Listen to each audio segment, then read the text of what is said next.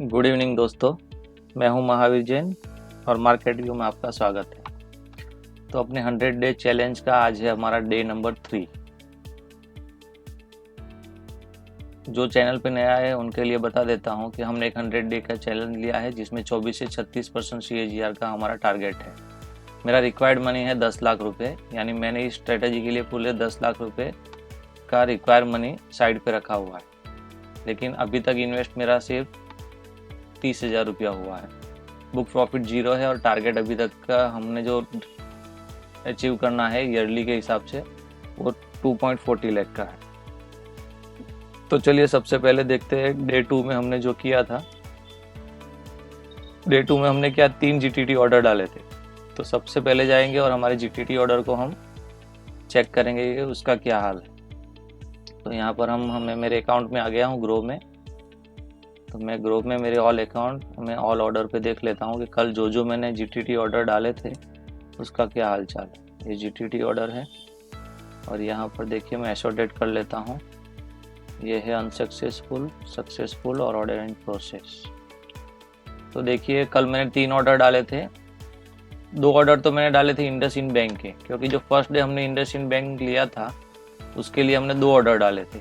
जो हमारे पास था उसका 7% प्लस का प्रॉफिट में और 5% लेस में बाइंग, यानी जो अभी करंट मार्केट प्राइस चल रहा था उससे अगर मैं इंडसइंड बैंक और 1322 पे नीचे आ जाता तो मैं इसको और 8 पीस बाई कर लेता और 1485 पे चला जाता तो सेल कर लेता।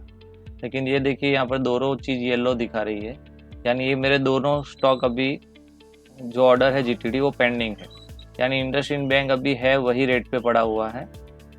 हम देख लेते हैं इंडसइंड बैंक फिलहाल क्या रेट पर है। तो स्क्रीन में जाके हम चेक कर लेते हैं हमारी स्क्रीन वाली क्वेरी में ही रिजल्ट फॉर 24। तो ये देखिए इंडसइंड बैंक 1383 इसी के आसपास घूम रहा है, नहीं ज़्यादा बढ़ा है और नहीं ज़्यादा घटा है। इसलिए मेरा जो ऑर्डर है वो दोनों पेंडिंग पड़े हैं इंडसइंड बैंक के। बजाज फाइनेंस का मेरा जो ऑर्डर है वो एग्जीक्यूट हो गया है। अब बजाज फाइनेंस का मैंने यहाँ पर हमारी जो क्वेरी थी उसमें फर्स्ट टाइम आया था बाइंग में, इसलिए मैंने इसमें बाइंग का ऑर्डर डाला था। उस ऑर्डर को हम डिटेल में चेक कर लेते हैं। 6778 में 2 पीस मेरा बाई हो चुका है। तो ये तो हमने देख लिया कि आज तीसरे दिन में हमारा एक ऑर्डर ट्रिगर हो चुका है। कौन सा? बजाज फाइनेंस का 2 पीस 6778। तो मैं गूगल शीट में जाऊंगा और इसको यहाँ पर अपडेट कर दूंगा। ये देखिए कि मैंने जो कल लिए थे वो सारे स्टॉक यहाँ पर मैंने लिख दिए थे। और आज बजाज फाइनेंस का मैं डेट डाल देता हूँ मेरी 27 अगस्त 2024। 2 पीस आ गया है, यहाँ पर टोटल हो गया है और यहाँ पर करंट मार्केट प्राइस अभी हो गया है 6865, यानी आज ही हमें 174 का प्रॉफिट हुआ है। प्रॉफिट में देखे तो 1.28%। जिस तरह कल हमने 2 ऑर्डर इंडसइंड बैंक में डाले थे, इसी तरह हम आज 2 ऑर्डर बजाज फाइनेंस में भी वापस जनरेट करेंगे, क्योंकि अभी हमारे पास 2 पीस क्वांटिटी होल्डिंग में आ गई है। तो हम क्या करेंगे, बजाज फाइनेंस हमने लिया है 6778। तो हम 6778 से 5% माइनस जाएगा तो इसको 6439। तो हम 6439 में इसको बाई करेंगे। कितना पीस करेंगे? कम से कम 2000, यानी मैं इसमें 2 स्टॉक ले सकता हूँ। हम यहाँ पर क्या करने वाले हैं, बाय। सेल कब करेंगे? 6778 में हमने लिया है फर्स्ट टाइम, उसका 7% प्लस यानी 7252 रुपया, और 7252 आएगा तो हम 2 पीस सेल कर देंगे। 2 पीस यहाँ पर हम लिख देते हैं सेल। यहाँ पर मैं इसको कॉपी कर लेता हूँ, यानी ये सारी चीज़ यहाँ पे ऑटोमेटिक आ जाएगी। और यहाँ पे मैं लिख देता हूँ GTT, और यहाँ पे भी मैं लिख देता हूँ GTT। जब भी मेरा एग्जीक्यूट हो जाएगा मैं यहाँ पे GTT हटा के मेरा वो डाल दूंगा डेट कि कौन सी तारीख को ये एग्जीक्यूट हुआ है। तब मेरे को 2 ऑर्डर डालने हैं बजाज फाइनेंस के 6439 में 2 पीस प्लस, 6439 में 2 पीस प्लस और 7252 में 2 पीस सेल। तो मैं अभी जाता हूँ मेरे ग्रो के अकाउंट पे और दोनों चीज़ 2 GTT ऑर्डर डाल देता। तो ये मैं जाता हूँ ये मैं गया यहाँ पर सर्च में, यहाँ पर मैंने लिखा है बजाज फाइनेंस।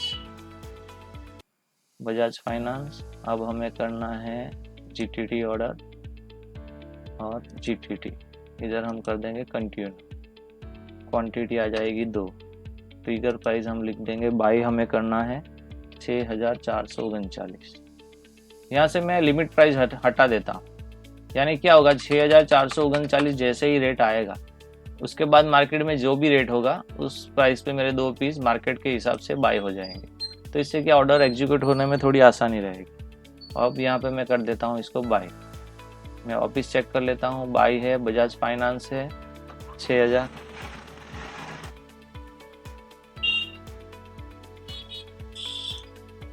तो मैंने अभी यहाँ पे बाय कर दिया है और मेरा ऑर्डर यहाँ पे हो गया है शायद place. All enough are required. तो यहाँ पर मुझे कुछ ना कुछ डालना पड़ेगा लिमिट प्राइस की जगह पे। लिमिट प्राइस नहीं चाहिए, ऐड लिमिट प्राइस अब शायद मेरे को पास नहीं मांगेगा। डिलीवरी, और यहाँ पे लिख देता हूँ अब मैं बाय। देखिए मैंने लिमिट प्राइस कैंसिल कर दिया है, तो जीटीटी बाय ऑर्डर प्लेस हो चुका है और यहाँ पर मैंने डन कर दिया। अब मुझे बजाज फाइनेंस का सेल का ऑर्डर भी डालना है, तो यहाँ पर मैं कर देता हूँ सेल। यहाँ पर मैं जाके वापस कर दूंगा जीटीटी ऑर्डर ईयर और यहाँ पर कर दूंगा मैं कंटिन्यू। यहाँ पर 6200 6400। अभी मुझे रेट क्या बेचना है, जो मेरे पास आज बाइंग हुआ है उससे 7% प्लस के अंदर, तो 7252 मेरा प्लस रेट आ रहा है। तो 7252 लिमिट प्राइस में कुछ नहीं डालूंगा। 7252 में 2 piece sell. Add limit price नहीं डालना है मुझे, पता नहीं ये क्यों बता रहा है। ये लिमिट प्राइस में कैंसिल कर दिया है। 0 shares are not, 0 shares are. अच्छा, ये एक्चुअली अभी तक मेरे आज ही बाई हुआ है अभी, इसलिए मेरे अकाउंट में रात को 12 बजे बाद आएगा। तो कोई बात नहीं, मैं ये जीटीटी ऑर्डर कल सुबह डाल दूंगा सेल वाला। यानी अभी फ़िलहाल मेरा एक ही ऑर्डर लगने वाला है, बाकी के ऑर्डर मेरा लग चुका है। चलो इसको मैं यहाँ से कैंसिल कर देता हूँ और मैं बाकी के ऑर्डर चेक कर लेता हूँ कि बाकी के ऑर्डर लगे हैं कि नहीं। तो अब मैं ऑल ऑर्डर में गया हूँ और मेरे जीटीटी ऑर्डर जो भी है उसको सिलेक्ट करके मैं देख लेता हूँ अब मेरे कौन से ऑर्डर पेंडिंग पड़े। तो ये देखिए अभी मेरे इंडसइंड बैंक के मेरे 2 ऑर्डर पड़े हैं। 1322 में 8 पीस बाय, और अगर 1485 चला गया तो 7 पीस है। और बजाज फाइनेंस में मेरा फिलहाल एक ही ऑर्डर है, 2 पीस 6439 आएगा तो बाय हो जाएगा। सेल का ऑर्डर में जैसे ही मेरे डीमेट में वो 2 शेयर आ जाएंगे मैं बाद में डाल दूंगा। तो ये तो हो गए कल के जो भी हमारे हो गए 2 शेयर। अब आज हमारा तीसरा दिन है। तो पहले दिन हमने इंडसइंड बैंक बाय किया, यानी इंडसइंड बैंक की साइकिल चालू की। दूसरे दिन हमने बजाज फाइनेंस की चालू की। आज तीसरा दिन है, अब हम तीसरे नए शेयर की साइकिल स्टार्ट करेंगे। तो नए शेयर के साइकिल के लिए हम वापस जाएंगे हमारी स्क्रीन्स के ऊपर, स्क्रीनर में जाएंगे, स्क्रीन में जाएंगे और हमने एक नई क्वेरी बनाई थी रिजल्ट फॉर स्विंग ट्रेडिंग, जो कि मेरा सबसे पहला वीडियो है, इंट्रोडक्शन वीडियो, उसमें बता दिया है और सारा एक्सप्लेन कर दिया है। तो तीसरी कंपनी आज कुछ नहीं है। देखो पहले दिन भी 2 कंपनी थी, दूसरे दिन भी 2 ही कंपनी थी, आज कोई भी कंपनी नहीं है। तो तीसरे दिन हम नई कोई साइकिल स्टार्ट नहीं करने वाले। अब ऐसा क्यों हुआ, तो एक चीज मैं आपको दिखा देता हूँ। यहाँ पर हम निफ्टी 50 का चार्ट लगाते हैं। तो ये देखिए निफ्टी 50 अभी ऑल टाइम हाई के ऊपर चल रही है। ये 5 साल का चार्ट कर दिया है। तो जब भी ऑल टाइम हाई पे होगा तो ऑटोमेटिक ये स्ट्रेटेजी हमें स्टॉक दिखाना कम कर देगी या बंद कर देगी। यानी जब मार्केट ऑलरेडी बहुत हाई पे होगा उस वक्त भी ये नीचे वाले स्टॉक ही हमें बताएगी। और फिलहाल कोई ऐसा स्टॉक कंडीशन में नहीं है जो चारों 4 कंडीशन फिल करता हो। इस 2 के अलावा 4 कंडीशन हमारी कौन सी थी, 2 तो थी फंडामेंटल और 2 थी टेक्निकल। 2 फंडामेंटल थी, मार्केट कैपिटलाइजेशन 1 लाख करोड़ से ज़्यादा चाहिए और पी रेशियो पिछले 5 साल के हिस्टोरिकल पी से कम चाहिए। तो दोनों कंडीशन। तीसरी कंडीशन थी करंट मार्केट प्राइस 200 से कम चाहिए। तो इसमें सिर्फ 2 ही आ रही है और दोनों साइकिल हमारी यहाँ पर चालू है और दोनों में हमारे जीटीटी ऑर्डर लग चुके हैं। दोनों में एक एक चीज़ हमारी बाई हो चुकी है। बजाज फाइनेंस के 2 शेयर और इंडसइंड के हमारे पास 7 शेयर पड़े।